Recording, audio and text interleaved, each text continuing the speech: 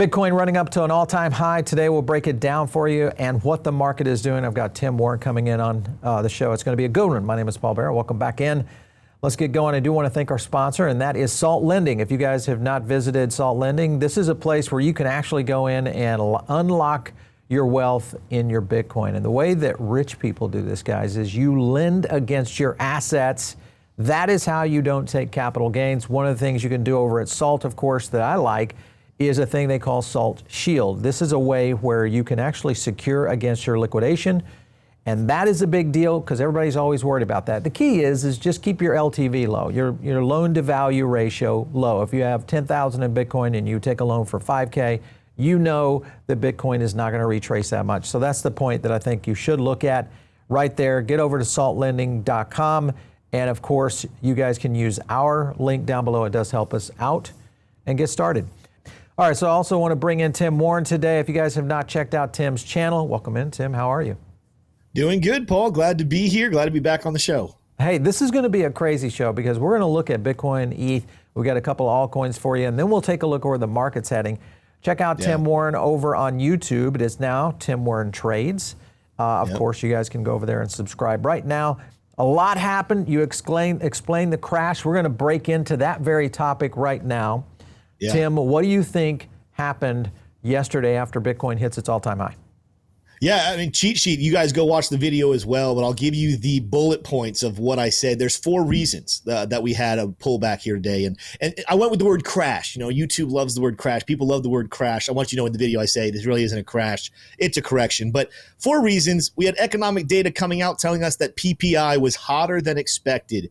At the same time, the second reason is that we had unemployment numbers actually show that unemployment's not really a problem. The jobless numbers beat expectations.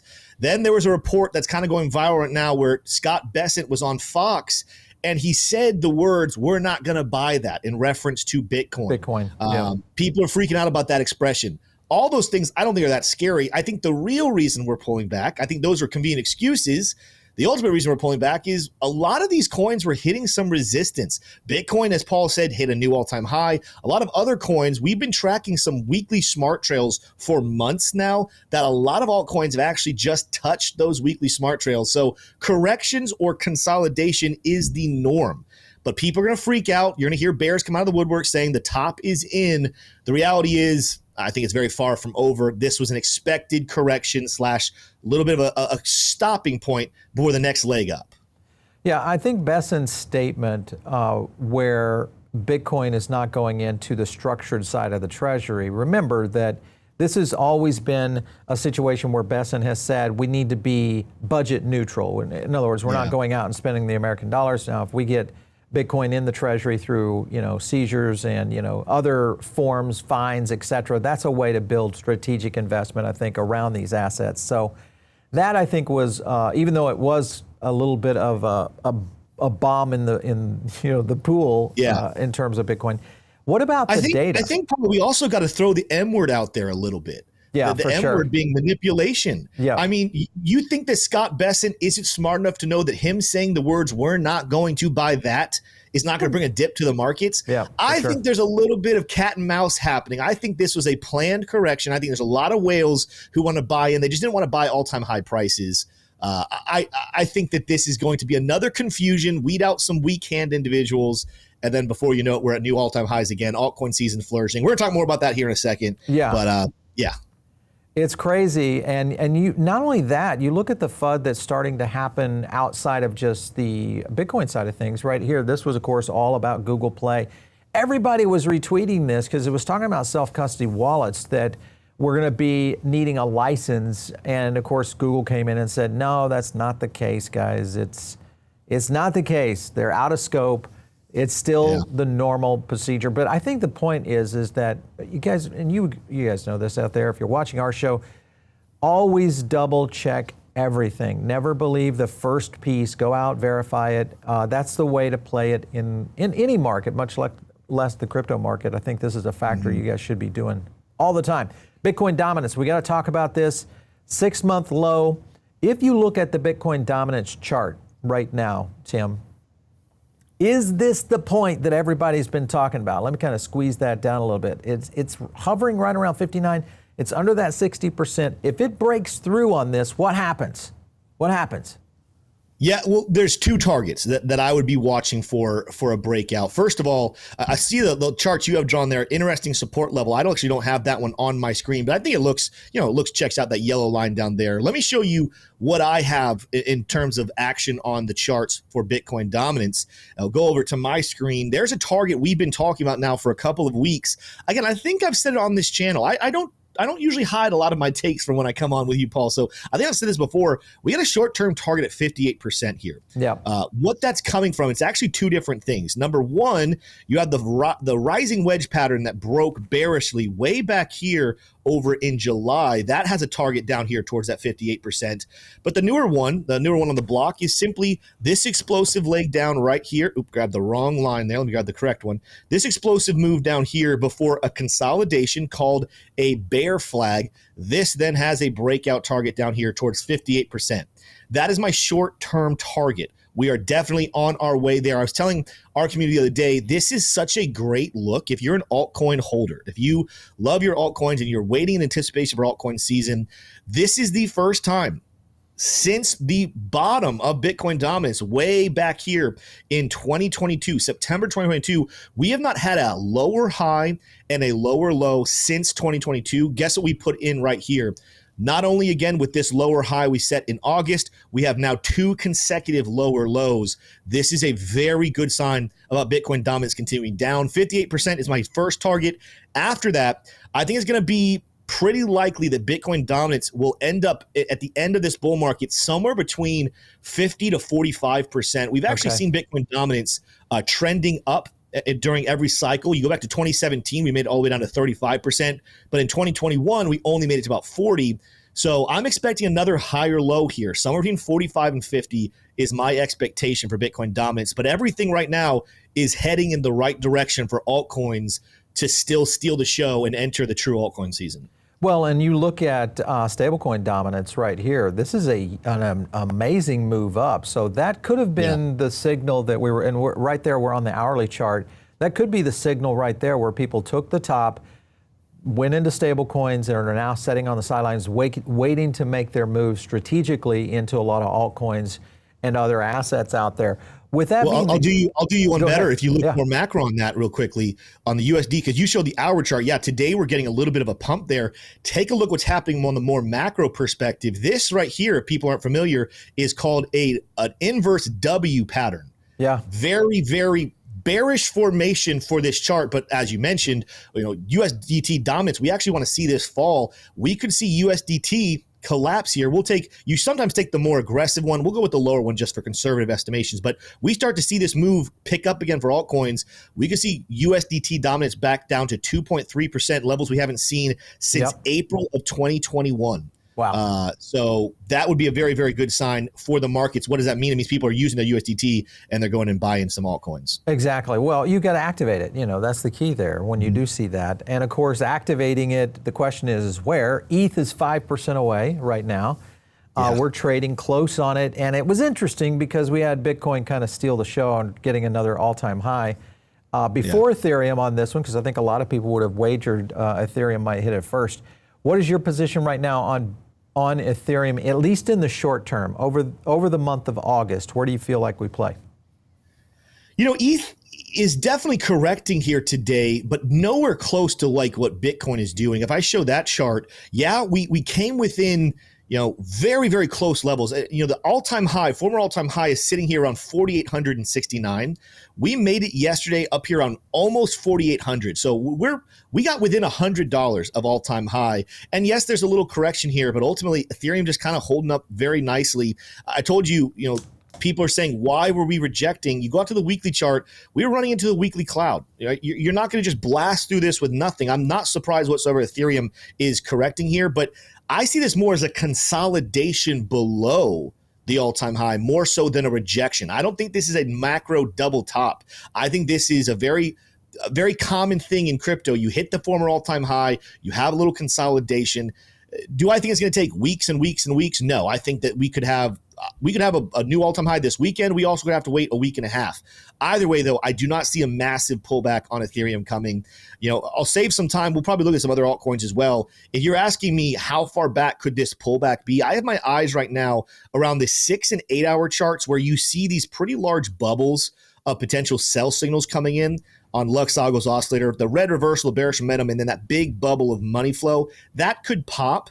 So what does that mean for Ethereum? Ethereum could make its way all the way back down towards 4,200 give or take before it's said and done. I'm not guaranteeing we have to go down that far, but that's a reasonable retracement for ETH.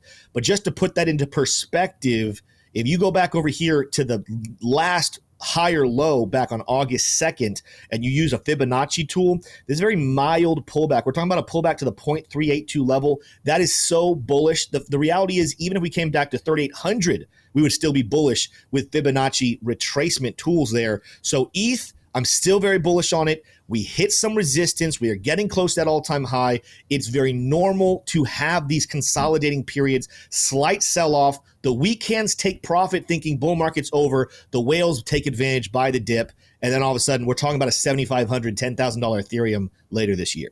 So let me ask you this, Tim. If you look at Bitcoin and its 2024 high and the comparison of how it retraced, and then look at where we are right now with Ethereum, how do you think it's going to behave if it hits when it hits its all-time high? Do you think we're going to see a market correction similar to what we've seen before? Yeah, so what happened back in 2024 when Bitcoin broke new all-time highs, but then very quickly had a 30-something% correction over the rest of the summer, I don't think that's something to look at and say we're going to repeat that method. First of all, that in and of itself was a very weird situation that had never been done before. And what I mean by that is Bitcoin reaching a new all-time high before the halving of the halving year. That had never happened. Ultimately, what you could really chalk up 2024 is due to the ETF excitement, Bitcoin blasted off a lot faster and a lot stronger than anyone thought it should. And for that reason, when you have an overbought situation, then you pair it with some confusion in the summer of 2024, we kind of were going back and forth between what would the future of our country look like? Are we heading for a recession? Are we not heading for a recession? I think a lot of outside factors came in and went into that 30-something% correction for Bitcoin. Ethereum, I think, is going to play a completely different role now that it's testing its all-time highs. Let me show on the chart. I think a better example would be, let's go back and look at when Ethereum broke new all-time highs back in the end of 2020, early 2021. So you have this high back in 2017, 2018, when ETH reached $1,400.50, $1,450 pretty much.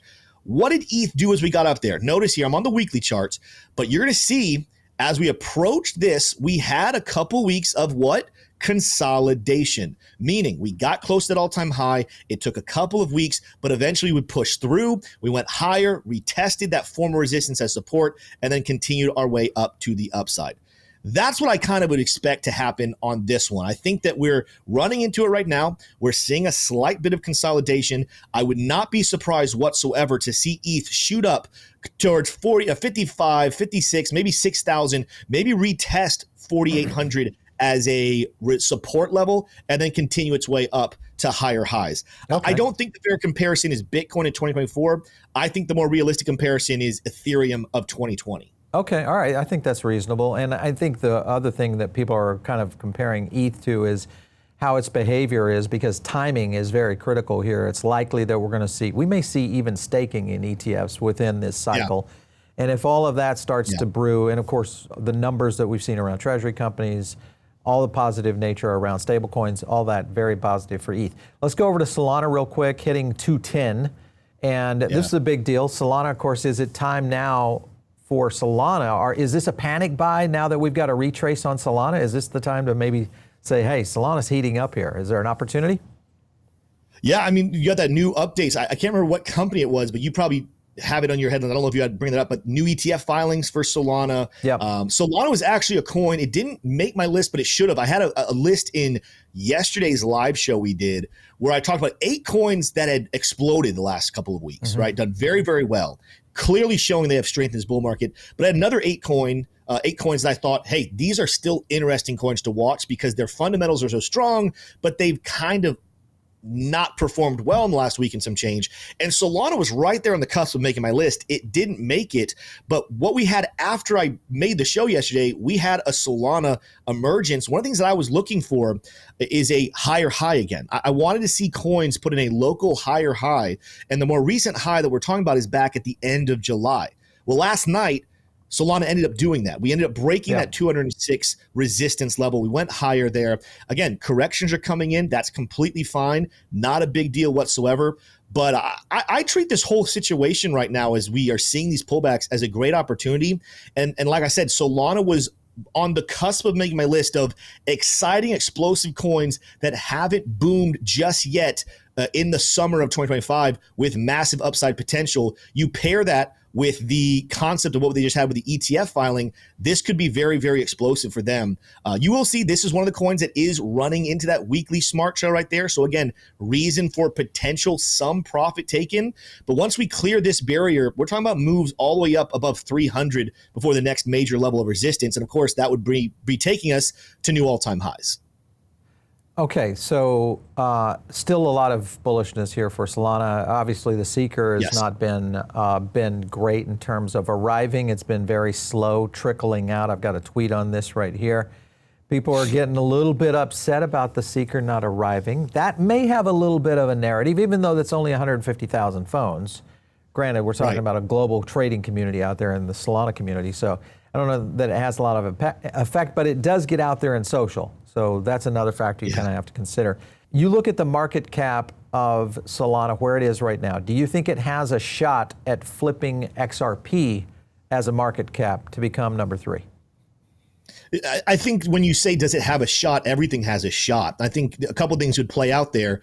There's different scenarios in which Solana would flip XRP. Scenario one is Solana just goes berserk and maybe even flips Ethereum, in which case it has to flip XRP on that way. It becomes the number one layer one solution. I think that's what a lot of Solana holders would love to hear. The other thing, and again, I don't think this is going to happen, but does XRP have a little bit of a flop? You know, does some of XRP's competitors come in and maybe steal some shine, and all of a sudden Solana jumps it in terms of not that XRP is performing that well, it actually starts to fall, and Solana is just doing its normal thing and growing. That absolutely is on the table. I'm not going to bet on that. I think that XRP is going to probably maintain that number 3 spot.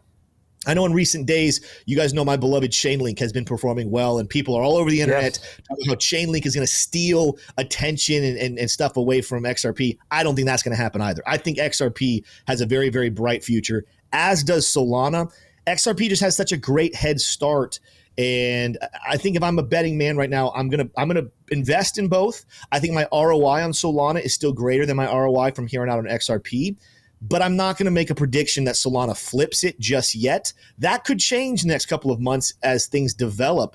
If any bad news comes out for XRP, that's absolutely on the table. But right now, XRP is strong. Solana's doing well. I think they keep their current rankings moving forward.